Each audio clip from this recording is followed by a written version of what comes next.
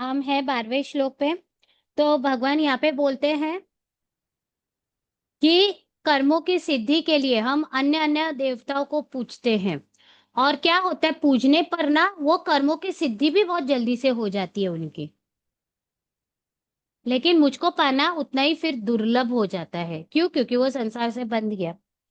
तो यहाँ पे प्रसंग अनुसार एक नॉवेल है, द मंकीज पॉ। पॉ यानी ये तलवार। इंग्लिश राइटर है, नाम याद नहीं आता है। 90s की बुक है, 90s की बुक है। बहुत सुंदर है। अपने उन्होंने गीता ही पढ़ी थी, उसके बाद प्रेरित होकर उन्होंने ये बुक लिखी थी, इंग्लिश राइटर ने। तो उन्होंने वो मंकीज पॉ, और one of the best sellers book थी। स्टोरी संक्षिप्त में आपको बताती हूँ, वैसे तो लंबी बहुत है स्टोरी। दो मित्रों के बारे में ये स्टोरी है। एक का नाम शायद विल्सन है, दूसरे का मॉरिस है। ये विल्सन और मॉरिस दोनों बेस्ट फ्रेंड्स रहते हैं। अब दोनों का घर में आना जाना रहता है, दोनों रोज चेस खेलते रहते हैं, ये खेलते रहते हैं। अब रोज चेस खेलना रहता है। एक दिन ना ना जब चेस खेलता रहता है ना, तो मॉरिस का उस चेस में ध्यान नहीं रहता है। तो वो जल्दी से हार जाता है। इन लोग का चेस का गेम इतना खेलते हैं कि घंटों घंटों निकल जाते हैं, पता नहीं चलता। लेकिन उस दिन मॉरिस ना बहुत जल्दी हार जाता है। विल्सन बोलता है, what is the matter, this is not your way of playing. मतलब तुम ऐसे नहीं हो, तुम किस विचारों में खोए हुए हो। तो वो पहले कुछ बोलता नहीं है। बोलते, बताओ मुझे, आई एम योर फ्रेंड, क्या सोच रहे हो तुम। तो जो मॉरिस रहता है ना, today I met an Indian fakir. उसने वो फकीर वर्ड यूज किया अपने नॉवल में। Today I met an Indian फकीर, he asked for some bread. उसने मुझसे ब्रेड मतलब कुछ खाने के लिए मांगा। मैंने उसको ब्रेड दिया। अब उसने खाया, उसने मुझे ब्लेसिंग्स दिया। बोलते, बदले में मैं तुझे अगर चाहिए तो एक और चीज दे सकता हूँ, मेरे पास है। लेकिन वो चीज बहुत डेंजर है। जो तू उससे मांगेगा ना, वो सिद्धि है, मतलब एक तरीके की सिद्धि है। तू उससे कुछ भी मांगेगा, वो तुझे अवश्य देगी। लेकिन उसके बदले तुझसे क्या लेकर जाएगी वो मैं बता नहीं सकता। और जितने जनों ने वो सिद्धि को ली है ना, तीसरे बार में तीसरी बार में उन्होंने अपनी मौत मांगी है उससे। तो तुझे चाहिए क्या? वो मॉरिस को देकर तो जाता है, लेकिन मॉरिस बोलता है, आप मुझे भले दे दो, ये किसी और के हाथ में नहीं जानी चाहिए, इसके लिए आप मुझे दे दो, और मैं भी इसको यूज नहीं करूंगा। क्योंकि मैं नहीं चाहता कि कोई भी कामनावश इसको यूज करे और तीसरी बार में इसका अपनी मौत ही मांग ले वे। अब विल्सन ये सुनता है, उसको थोड़ा बात का अचंभा होता है। तो बोलते, डू यू हैव इट, क्या तुम्हारे पास है वो चीज? बोलते, है मेरे पास है। बोलते, दिखा, मुझे दिखा। बोलते, नहीं नहीं, रहने दे। उसने बोला ना, ये बहुत बेकार चीज है, बहुत टेम्पटिंग चीज है, ले लोगे तो फिर वो यूज करने का मन करेगा। बोलते, नहीं, I request, I request, I request. वो जेब में उसके हाथ डालता है, ढूंढने लगता है। ठीक है। तो उसको वो चीज ऐसे मिलती है। तो फिर विल्सन और मॉरिस भागने लग जाते हैं। मतलब मॉरिस भागता रहता है, वो देना नहीं चाहता। और विल्सन उसके पीछे जाता है। एक नदी किनारे भागते भागते पहुंच जाते हैं। वो क्या करता है, उसको निकाल के मॉरिस अपनी जेब में से नदी में ही फेंक देता है कि किसी के हाथ में नहीं आए। विल्सन इतना बावला हो गया रहता है अभी उतना, क्योंकि वो मिल नहीं रही है ना उसको वो चीज। तो हाँ, तो वो उड़ी मार देता है उस नदी में। और वो चीज को ढूंढ कर लेकर आ जाता है। अब बोलता है, ये मेरी हो गई, मुझे मिल गई, मैंने ढूंढ ली, तूने तो फेंक दी ना, तूने विसर्जित कर दी, अब मुझे मिल गई, मेरी हो गई। अब घर पे आता है ना, तो उसका जो लैंडलॉर्ड है, मतलब जो घर का मालिक है, वो ऐसे खड़ा है। बोलते, यू रास्कल, यू स्काउंड्रल, 1 घंटे से मैं खड़ा हूं। तो तेरी आज तारीख थी ये रेंट देने का, तो अभी तक मुझे दे नहीं रहा है, ये नहीं कर रहा है। अब इसके पास ये चीज आ गई है, अब इसको मालूम है इससे मुझे कुछ ना कुछ तो मिल जाएगा। बोलते, रेंट चाहिए ना, मैं कल के कल तेरा घर खरीदता हूँ। बोल, कितना कीमत है ये तेरे घर की? तो बोलते, $2000। तभी के जमाने में वो 1-1.5 करोड़ की थी, मतलब 19वीं शताब्दी में। कल सुबह आना और पैसे लेके चले जाना। वो ऐसा बोलता है। लैंडलॉर्ड बोलता है, 3 महीने से किराया नहीं चुकाया है और कल के कल ये मुझे पैसा देगा, ठीक है, उसको वार्निंग देखता है, बोलता है या तो ये घर की कीमत दे देना या तो मेरा रेंट दे देना, नहीं तो कल सब मैं तेरा बोरिया बिस्तरा बाहर फेंक दूंगा। ऐसे बोल के घर मालिक चला जाता है, ये अंदर आता है। अब इसकी बीवी ये सब तमाशा देखती रहती है। वो देखती है कि ये भागे, उसके फ्रेंड के पीछे भागे, इसने बात भी सुनी रहती है। बोले किस चीज के लिए इतने तुम उतावले हो रहे हो? निकाल के दिखाते हैं। जैसे ही वो निकालता है ना, वो जो मंकी स्पॉ रहता है ना, बंदर का पंजा जैसा रहता है ना, वो उसके हाथ में चिपक जाता है। अब वो चिपक जाता है तो यह निकल नहीं रहा अभी उसके हाथ से। फिर वो समझ जाता है, अरे ये तो चिपक गया मेरे हाथ में। बोलते हैं मुझे है ना कल सुबह के सुबह 2,000 पाउंड चाहिए, ऐसा बोलता है। और जैसे ही वो ऐसा बोलता है ना, ये वाइब्रेट होना है, इसमें कंपन आ जाती है। और जैसे ही कंपन आती है, ये समझता है कि अरे मुझे तो अभी मतलब मिल जाएगा, ये वाइब्रेट होने लगा तो। आप बीवी को बोलते हैं देखो अभी कल मैं हम अपने घर में रह रहे होंगे, ये घर अपना होगा, चलो अभी सो जाओ। बोले अपना बेटा कहाँ है? बोले अरे आज उसकी नाइट ड्यूटी है। उसकी बीवी बोलती है, पहले तो उसकी बीवी मना करते रहे, जाने दो, अपना बेटा भी जो थोड़ा थोड़ा कमा रहा है उसमें अपन 2-3 दिन में रेंट चुका देंगे, ये कर देंगे, रहने दो ना, मेहनत तो करने लगा है, कभी ना कभी तो हो ही जाएगा ठीक। बोलते नहीं नहीं, अब मिला है ना ये चीज। बोले ठीक है, तो वो तो यूज कर लेता है। और बोले बेटा कब पर है? बोले आज उसकी नाइट ड्यूटी है, कल सुबह आएगा वो। बोले ठीक है, कल सुबह उसको सरप्राइज देंगे। अब इसको रात भर नींद ही नहीं आए। बोले छप्पर फाड़ के वो पैसे आएंगे कि कोई बैल तोड़ के आएगा, कौन से रूप में मुझे वो पैसे मिलेंगे। उसको रात को नींद ही नहीं आवे, नींद ही नहीं आवे। इधर उधर से पलटी आल्टा पलटी कर रहा है। सुबह 4-5 बज जाते हैं, अचानक से बेल बजती है सुबह। धाड़ करके उठता है, बोले अरे मेरे पैसे आ गए, मेरे पैसे आ गए। अब वो दरवाजा जब खोलता है तो उसके बच्चे के ऑफिस का जो मालिक है, फैक्ट्री का जो मालिक है, वो आया हुआ रहता है। अब उसका चेहरा ऐसे लटका हुआ रहता है। तो ये देखकर चौंक जाता है, बोलते क्या हो गया? बोलते क्या बताए तुम्हें, कल तुम्हारा बच्चा जो है वो फैक्ट्री में काम कर रहा था, मशीन में कैसे उसकी बॉडी आ गई, और वो बॉडी चिरडली गई, म्हणजे चिरडली गेली मतलब स्मैश हो गई। तो हम उसके शव को लेकर आए हैं, और क्योंकि उसका एक्सीडेंट हमारे जॉब में लेकर आया, ये $2,000 का चेक ले लीजिए आप।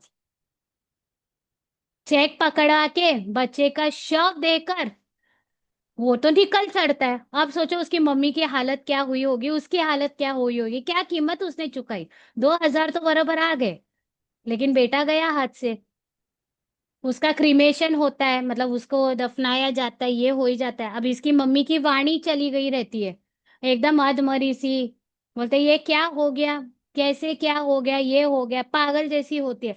मुझे मेरे बेटे से बात करनी है, मेरा बेटा कैसा है मुझे देखने का है। अपने वो पॉ को निकालो, मतलब क्या बोलते हैं, मंकी पॉ को निकालो, और मेरे बेटे से मुझे मिलवाओ, बात करवाओ। बोले अरे तू जानती है ना, एक बार उसको यूज किया, हम अपने बेटे को खो दिए, दूसरी बार यूज करेंगे तो मालूम नहीं क्या कीमत चुकानी पड़ेगी। मैं बोली अभी बेटा चला गया, उसके बाद और क्या होएगा, और खोने को बचा ही क्या है। रोज अब बात करना भी छोड़ दिया, इशारों में बात करती है कि अगर बेटे से बात करवाओगे तो मैं खाना पीना भी छोड़ देती हूँ, मैं भी अपना देह त्याग कर दूंगी।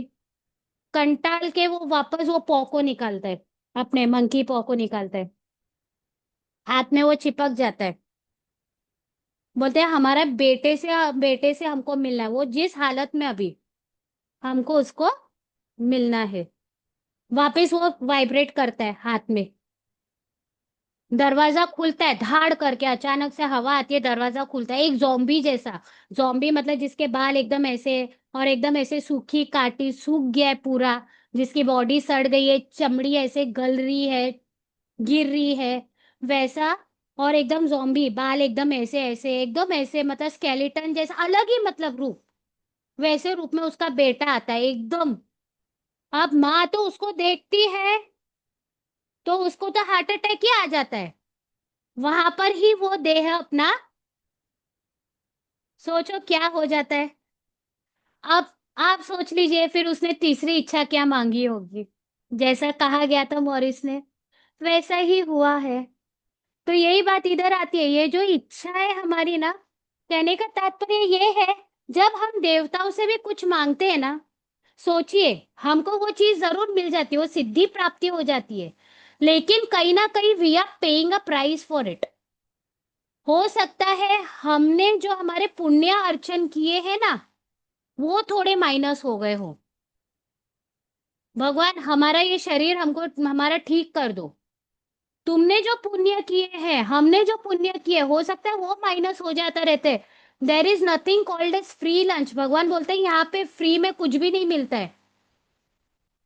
तो जब हम भगवान की भी, देवताओं की भी जब हम पूजा कर रहे हैं, मतलब समझो अगर हमने अभी आज एक मंत्र बोला, हमने उसकी तपश्चर्या करी कि हम ये अभिष्ट कारण के लिए हम कर रहे हैं, तो जो अभी तपस्या की वो उस अभिष्ट कार्य के लिए वो नलिफाई हो गई। समझ में आ रहा है ना, वो खर्च हो गए। जैसे हम दुकान पे जाएंगे, 1 किलो चीनी लेनी है, 50 रुपए किलो है, 50 रुपया दोगे या तो जीपे करोगे, तब जाके वो चीनी आपके पास आएगी। वैसे ये यज्ञ तप वगैरह का भी है, हमारे नाम का भी है। हम जितना ही नाम जब उसके दो दो यूज नहीं हो सकते। एक तो मैं अपने सांसारिक विषयों का भी अर्थ त्याग दूं, मतलब वो अर्थ से वो कर लूं, फायदा कर लूं, और फिर मैं भगवान को भी प्राप्त हो जाऊं। या तो भगवान को प्राप्त कर लो वो पुण्य जमा करके, या तो सांसारिक जो विषय है उसको भोग लो। इसके लिए तो कुंती माता ने बोला था ना, हे कृष्ण मुझे केवल दुख दे देना, कहता कि तुम मेरे साथ में रहो, मैं उसको बस झेलती रहूं झेलती रहूं। उन्होंने बोला ही नहीं कि अरे मुझे सुख दो, क्योंकि मालूम था मेरे जो फिर पुण्य किए हुए ना वो उसमें खर्च होते जाएंगे, और हम ये बात समझते नहीं है। मांगिए मत, जो आता है भगवान की प्रसादी लेकर उससे अलिप्त रहकर उसको ही जिए ना, कोई प्रॉब्लम नहीं है। लेकिन जब हम मांगते हैं ना, अपने लिए, अपने फैमिली के लिए, अपने शरीर के लिए ही क्यों ना हो, कुछ आराम की चीज क्यों ना हो, मतलब we are praying a price, और वो हिसाब किताब हमको मालूम ही नहीं है। और मैंने एक बार एक भजन यहाँ पर ही सुना था कि मेरे राम जी के हाथ में बही कहता है उनको मालूम है, मतलब ऐसे ही कुछ वो भजन था कि उनके पास जो बही खाता है हमको मालूम ही नहीं कि हमको हमारा क्या है, क्या प्लस हो रहा है और क्या माइनस हो रहा है। ऐसे ही कुछ उसका मर्म था। तो वही यहाँ पर भी आ रहा है कि देवता को हम जब पूछते हैं तो लोगों को सिद्धि भी मिल जाती है और खुश भी हो जाते कि देखो, मैंने है ना अभी नवरात्रि का सिर्फ पानी का व्रत किया, एक टाइम खा के किया, चप्पल नहीं पहन के किया, तो मेरी इस साल में इतनी प्रसिद्धि हो गई। अरे अच्छी बात है, लेकिन साथ में ये भी देखो कि तुम्हारे क्या गया, क्या नहीं गया, तो बहुत ही अच्छी बात है। लेकिन मांगो मत, जो तुम्हारे लिए है वो ऑटोमेटिकली मिलने दो, अपने आप मिलने दो। क्योंकि हो सकता है हमें कोहिनूर हीरा मिलने वाला होगा, लेकिन हम छोटे छोटे अमेरिकन डायमंड भी मांगते बैठे हो, तो भगवान बोलते ले जा अमेरिकन डायमंड में ही खुश हो जा, मैं तो तुझे कोहिनूर देने वाला था। जब हम मांगते हैं तो हम हमारे सिर्फ कुपत के हिसाब से, हमारी ऐपत के हिसाब से ही सोचते और मांगते हैं, और क्या पता भगवान ज्यादा देने के फिराक में हो अपने। लेकिन क्योंकि अपन ने कम मांगा इसके लिए उतना ही देकर वो बैठ जाते हैं। ये भी एक सेकंड व्यू पॉइंट होता है। वो स्टोरी आती है ना, दो मित्र आगे आगे जाते रहते हैं, एक ने बहुत धर्म कार्य किया रहता है और एक ने बहुत पाप चोर वीर रहता है, वो करते रहते हैं। दोनों दोनों दोनों जाते रहते हैं। जिसने धर्म का कार्य किया है ना, उसको जोर से एक पत्थर की ठेस लगती है, उसका अंगूठा, पैर का अंगूठा इतना सूज जाता है वो गिर जाता है वहां पर ही। वो चिल्लाने लगता है हे राम हे राम हे राम। वैसे ही वो जो चोर है आगे आगे जाता है, वो टकराता है, उसको एक ये सोने का कलश मिलता है, सोने का कलश मिलता है। तो ये भगवान बोलता है मैंने तुम्हारी इतनी भक्ति की भगवान, और तुमने मुझे ठेस पहुंचाकर, मतलब पत्थर से ठेस पहुंची, मुझे यहाँ पे ही तुमने गिरा दिया, और उसको चोर को वो चोरी करता आया और तुमने उसको सोने का कलश दिया। भगवान बोलता है अरे पागल, तेरे आगे मौत थी, तेरा काल था आगे रुका हुआ, वो काल को मैंने टाल दिया, एक ठेस में ही तुझे रोक दिया क्योंकि तू मेरा भक्त है। और उस चोर के नसीब में पूरा वो राज्य पाठ था, लेकिन उसके मन बुद्धि इतनी वो थी, इसके लिए केवल उसको उतना सोने से उतने से में ही उसको संतुष्ट अभी रहना पड़ेगा। तो वही बात यहाँ पे आ जाती है। बहुत सारी ऐसे तो स्टोरीज निकलती आएंगी, लेकिन बातों का कहने का मतलब यही है, don't ask, he will give you. हमको वो मिलेगा जो हमारे लिए उपयुक्त है, जो हमारे लिए नेसेसरी है। और जब हम मांगते हैं तो कहीं ना कहीं वो अविश्वास है भगवान के ऊपर कि भगवान हमको देंगे नहीं, जब तक हम मांगेंगे नहीं तब तक मिलेगा नहीं। तो एक ये अविश्वास जैसा ही हो गया ना। उपाश्रिता कहाँ हुआ, भगवान के आश्रित हो गए तो मांगने की जरूरत ही नहीं पड़ेगी। भगवान के भक्त हो गए। हम अभी भक्तों की क्वालिटीज कुछ 49 क्वालिटीज हम देखेंगे 12वें अध्याय में। भक्त को कुछ मांगना ही नहीं पड़ता है, अपने आप मिलता जाता है, वो क्वालिटीज अपने आप आती जाती है। तो यही भगवान यहाँ पे बता रहे हैं। अभी ज्ञानेश्वरी माऊली क्या कहते हैं वो देखते हैं।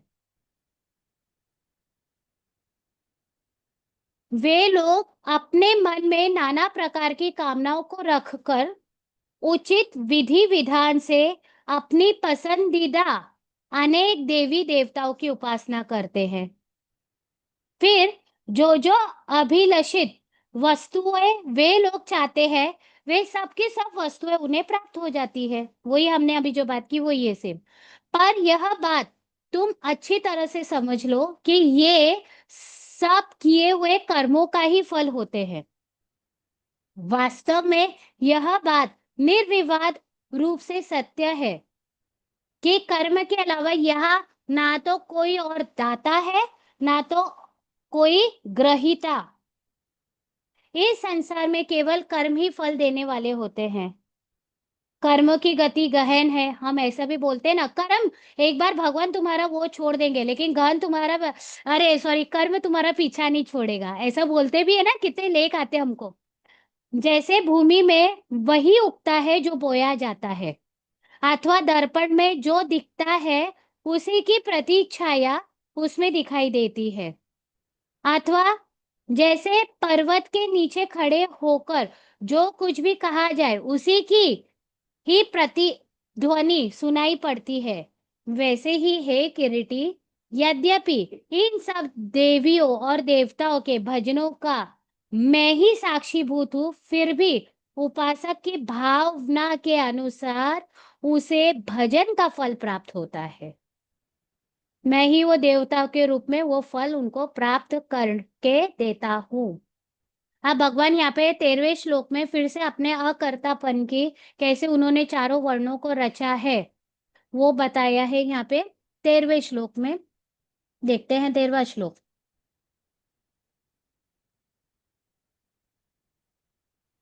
चातुर्वर्ण्यमया सृष्टं गुणकर्म विभागशः तस्या कर्तारमपि मां विद्य कर्तारमव्ययम्। और 14वां श्लोक भी साथ में पढ़ लेते ताकि पूरा अर्थ, जैसे स्वामी जी ने कहा, एक साथ हम पढ़ सकते। न मां कर्माणि लिम्पन्ति न मे कर्म फले स्पृहा इति मायोभिजानाति कर्मभिर्न स बध्यते। मेरे द्वारा गुणों और कर्मों के विभाग पूर्ण, अभी ये कर्म का विभाग, गुण का विभाग हमने दूसरे अध्याय में भी पढ़ा था। मेरे द्वारा गुणों और कर्मों का विभाग पूर्वक चारों वर्णों की रचना की गई है। उस सृष्टि रचना आदि का कर्ता होने पर भी मुझ अविनाशी परमेश्वर को तू अकर्ता जान। कर्ता करके हुए भी मैं उसका क्रेडिट नहीं लेता हूं। कर्म, कर्मों के फलन, कारण कि कर्मों के फल में मेरी स्पृहा नहीं है, क्योंकि मैं उसके फल को एक्सपेक्ट नहीं करता हूं, मेरी स्पृहा नहीं है उसमें। मुझे कर्म न लिप्त करते हैं।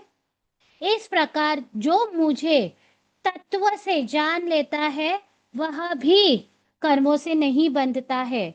यही जो दूसरे श्लोक, जो दूसरे अध्याय में आया था श्लोक, अब वो श्लोक मुझे याद नहीं आएगा कि इसके चलते, लेकिन भगवान वही बोलते हैं ना, कर्म मुझे बांध नहीं सक, जो ये इसको जान लेता है कि भगवान को जैसे कर्म नहीं जानते, मुझे वो कर्म करना चाहिए, भगवान अकर्तापन करते हैं, वैसे ही जो कर्म योगी है अपने कर्मों में अकर्ता का तत्व रखता है, जो ये समझ लेता है कि भगवान का अनुसरण मुझे करना है, जैसे भगवान इतना कर्म करते हुए भी उसका क्रेडिट नहीं लेते हैं, मुझे भी कर्म करते हुए भी उसका क्रेडिट नहीं लेना चाहिए, उसके फलों की इच्छा नहीं करनी चाहिए, संसार से विच्छेद करना चाहिए। जो इस तत्व को जान लेता है ना, उसको फिर वो कर्म करते हुए भी कर्म उसको बांधते नहीं है। ऐसे कृष्ण भगवान ने यहाँ पे फिर से वही बात रिपीट की है जो दूसरी बात दूसरे अध्याय में बताया था। तो चलो, इसमें कुछ ज्यादा है नहीं, ज्ञानेश्वर माउली ने भी फिर 2 वाक्य में इसको संपन्न कर दिया है। जो इस तत्व को ठीक तरह से समझ लेता है कि ये सब वर्ण विभाग मुझसे ही उत्पन्न हुए हैं, फिर भी मैंने इन्हें नहीं बनाया है, वह कर्म बंधन से मुक्त हो जाता है। मैं नहीं करता हूं, मैंने ये सब चीज बनाई हुई है, योग माया के अधीन होकर ये सब निर्मित हुई है, लेकिन ये हुई है, मैंने बनाई है ऐसा मैं भाव नहीं रखता, क्योंकि फलों के बंधन से मैं लिप्त नहीं होता हूँ। इसके लिए जो ऐसा मुझे जान लेता है, वो स्वयं अपने कर्म से नहीं बंधता है। फिर आगे 15वें श्लोक में भगवान बताते हैं, हे धनुर्धर, जो मुमुक्षु जन है, जो मोक्ष प्राप्ति की, जो मुक्त होने की आकांक्षा रखते हैं, जो मुमुक्षु जन अब तक हुए हैं, उन सब लोगों 13 ने। और 14 पढ़ा था ना श्लोक साथ हाँ, में। 14 15 पढ़ा था, 13 होके क्या 13 ऊपर। 14। न कर्माणि लिम्पन्ति। हे अच्छा। धनुधर, जो मुमुक्षु जन अब तक हुए हैं, उन सब लोगों ने मेरे इस मूल स्वरूप को अच्छी तरह से जानकर ही समस्त कर्मों को किया है। मुमुक्षु जन कौन है? जनक आदि का नाम लिया था उन्होंने, कितने जनों का नाम लिया था ना, जनक आदि का नाम लिया था, वो सब कौन थे? मुमुक्ष थे, कर्म योग करके भी वो परमात्मा को प्राप्त किए थे। तो उन्होंने क्या किया था? मेरे मूल स्वरूप को जानकर, अच्छी तरह से जानकर, केवल जानकर नहीं, अच्छी तरह से जानकर मानकर समस्त कर्मों को किया था। पर जैसे भुना हुआ बीज बोने से कभी अंकुरित नहीं होता, वैसे ही उनके वे कामना रहित कर्म उनके लिए मोक्ष देने वाले हुए हैं। कर्म तो किए, लेकिन उसमें कोई कामना नहीं थी उनको, इसके लिए उनको मोक्ष प्राप्ति, परमात्मा प्राप्ति हुई। हे अर्जुन, इन विषयों के संबंध में ध्यान देने योग्य एक और बात है कि कर्म और अकर्म का विचार बुद्धिमान मनुष्यों को भी अपने बुद्धि के अनुसार करने में आएगा, ऐसी बात नहीं है। अभी वो इसमें भी कंफ्यूज होएगा, कर्म अकर्म, वो क्या सोचेगा कर्म नहीं करना मतलब अकर्म हो गया। अरे, कर्म करते हुए भी कर्तृत्व अभिमान नहीं रहना अकर्म होता है, और विकर्म यानी निषिद्ध कर्म। लेकिन ठीक ठीक हम फिर भी नहीं समझ पाएंगे। अकर्म बोला है भगवान ने, अकर्म रहने का मतलब कर्म को स्वरूप से त्याग दो, ये भगवान ने बताया है यहाँ पर। चलिए जल्दी से अभी आगे थोड़ा बढ़ते हैं, नहीं तो फिर यहाँ पर ही अटके रह जाएंगे। 16वें श्लोक पे बढ़ते हैं। कर्मों के तत्व का वर्णन अभी भगवान करेंगे, अभी यहाँ से 16वें श्लोक से, ठीक है। और उसके यज्ञों का वर्णन, जैसे कर्म यज्ञ होता है ना, वो सब का वर्णन फिर से अभी यहाँ पे, वो स्वरूप का वर्णन अभी 16वें अध्याय से अभी आ रहा है।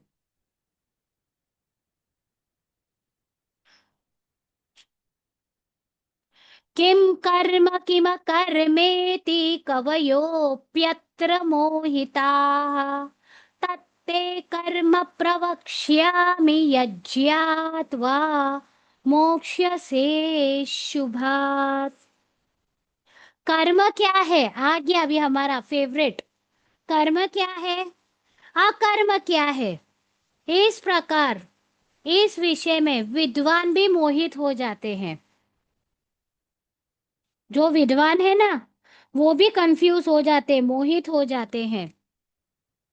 वह कर्म तत्व में तुझे भली भांति कहूंगा, प्रवक्ष्यामि।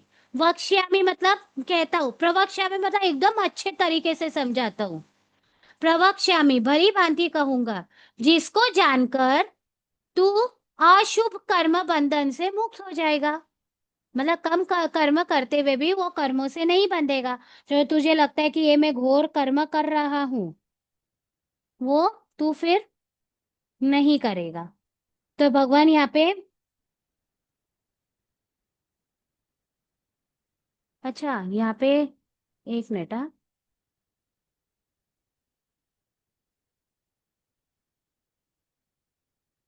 हाँ, ठीक है। हम्म।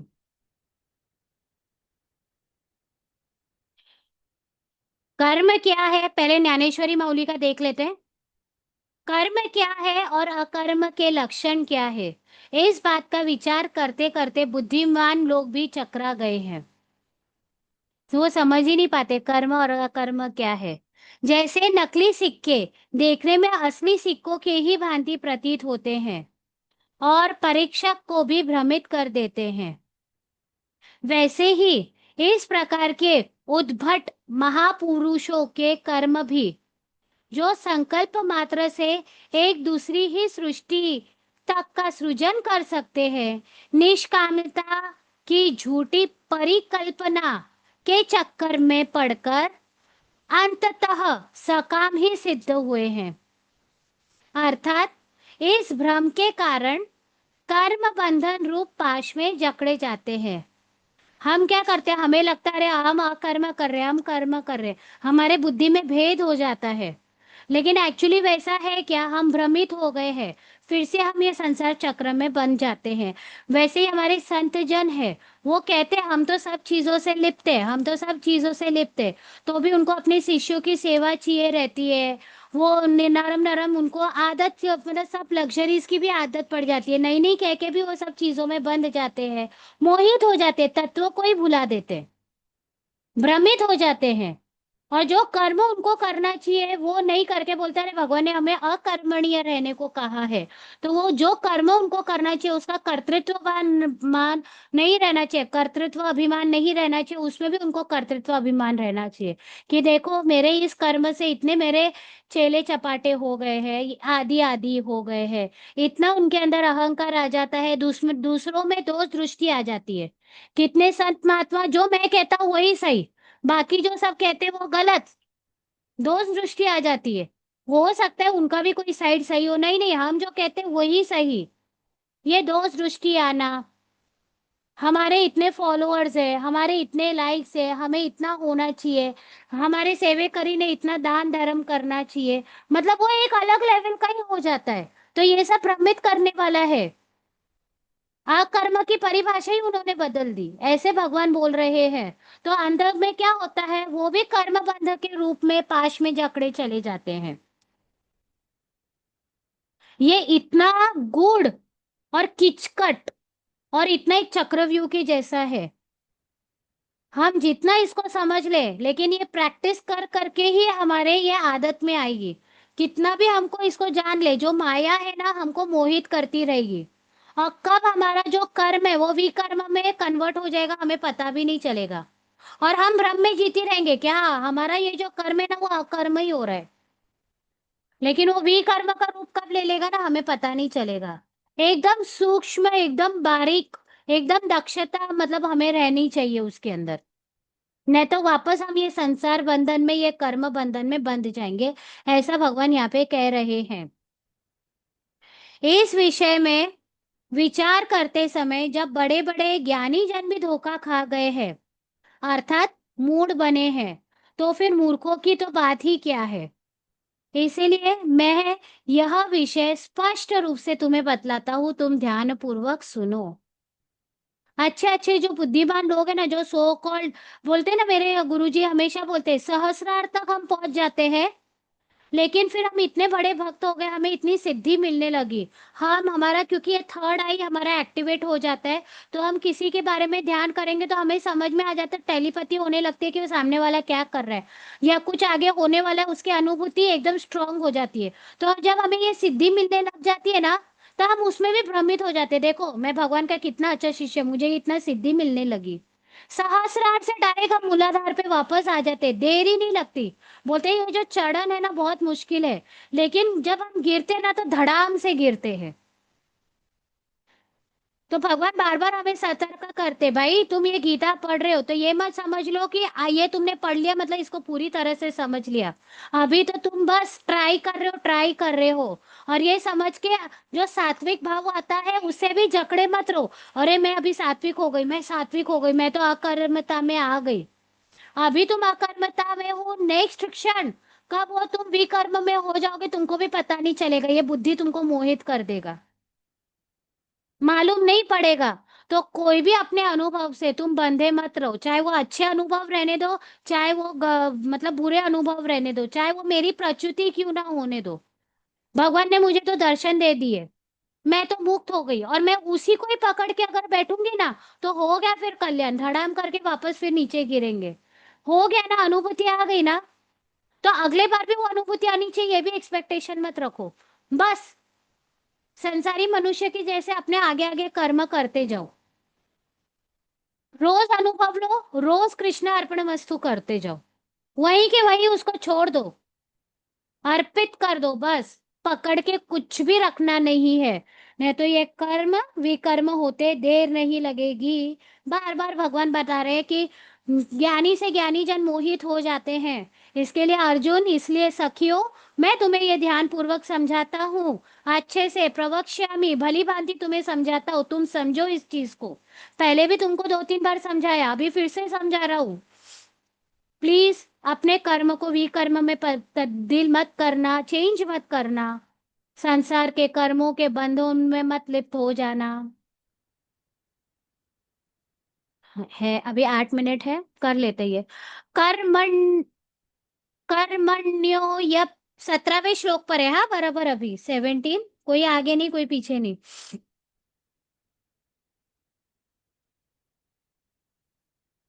कर्मणो यप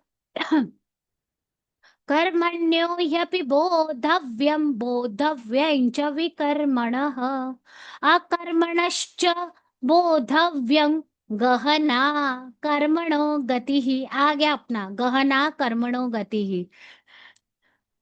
चलिए, कर्मों का तत्व भी जानना चाहिए, कर्म क्या है, उसका स्वरूप क्या है, वो तत्व से कैसा है ये भी जानना चाहिए, और अकर्म का तत्व भी जानना चाहिए कि यह अकर्म होता क्या है, उसका स्वरूप कैसा है, क्या करेंगे कि यह अकर्म हो जाएगा हमारा, तथा विकर्म का तत्व भी जानना चाहिए।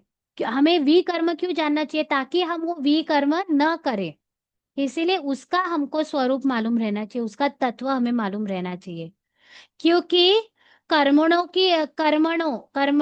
मतलब, क्योंकि कर्मों की गति गहन है, बहुत गूढ़ है, समझने में बड़ी कठिन है, हमें प्रेरित कर रहे, सावधान हो जाओ।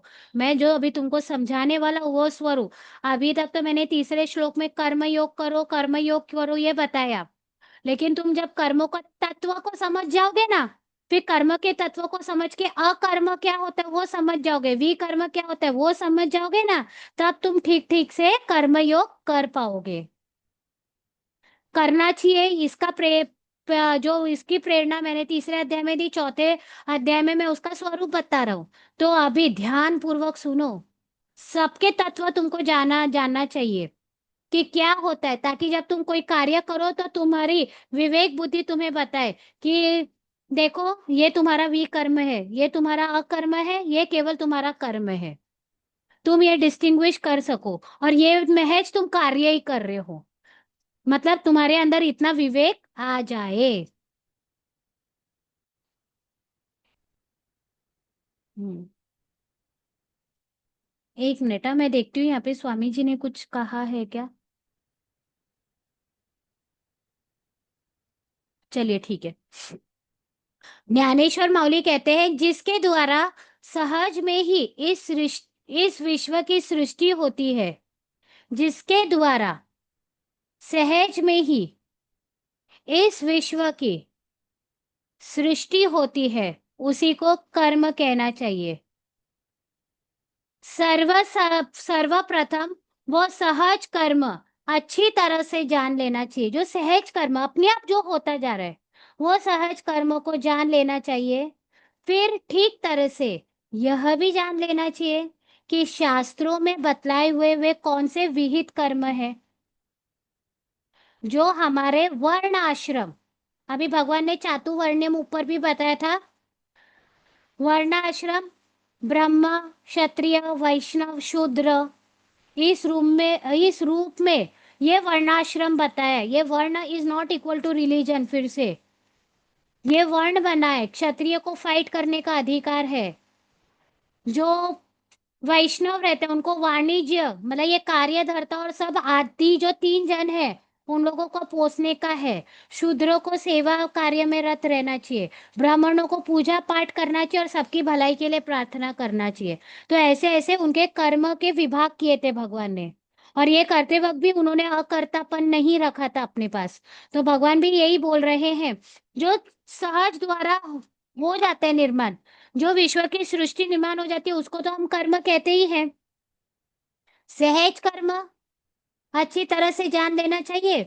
उसके बाद जो शास्त्रों में बताया गया है, विहित कर्म, हमारे लिए कौन कौन से कर्म है।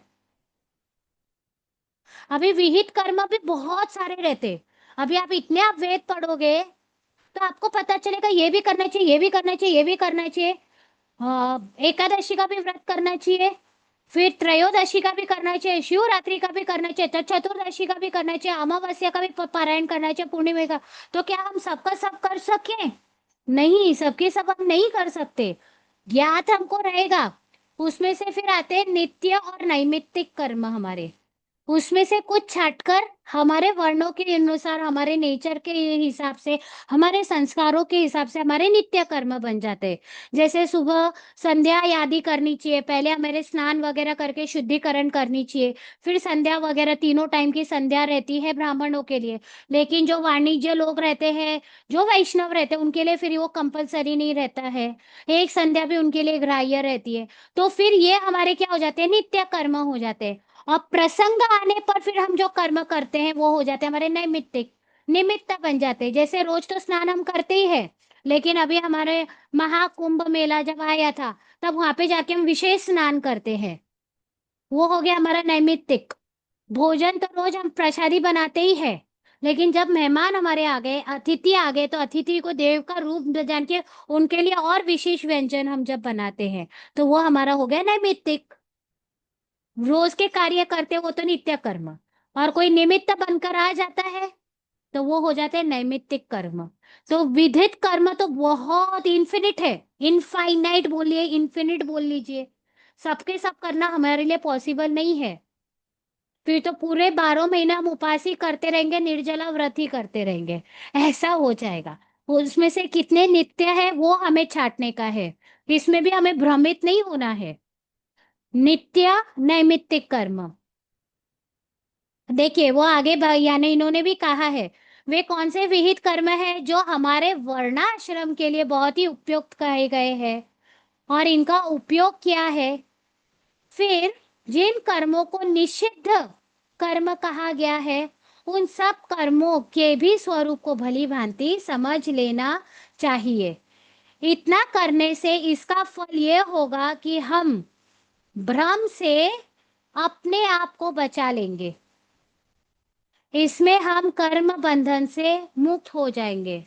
वास्तव में यह सारा संसार कर्म के अधीन है, और इसकी व्याप्ति अत्यंत ही गहन है। परंतु हे अर्जुन, ये रहने दो। अब कृतकृत्य पुरुष के लक्षण सुनो। जो कृतकृत्य हो जाते हैं, जो कर्म करके धन्य हो जाते, कृतकृत्य हो जाते हैं, उसके लक्षण सुनो। लेकिन ये कल हम सुनेंगे कृष्ण जी की वाणी से। आज हम यहाँ पे आराम से समय चलते विश्राम लेंगे, आगे देखेंगे बहुत सुंदरता से इसके स्वरूप को तत्व से। Thank you Ganpati Bappa, thank you Saraswati माता। कृष्ण जी आप बहुत अच्छे तरह से समझा रहे हैं और बहुत अटेम्प्ट कर रहे हैं भाई हमको समझाने के लिए। और हम भी कम नहीं है, हम आपके ही शिष्य, हम समझने का अथाह प्रयत्न कर रहे हैं। बस अनुसरण भी हम कर ही रहे कान्हा जी। जय श्री कृष्ण, धन्यवाद धन्यवाद धन्यवाद। जय श्री कृष्ण सभी को।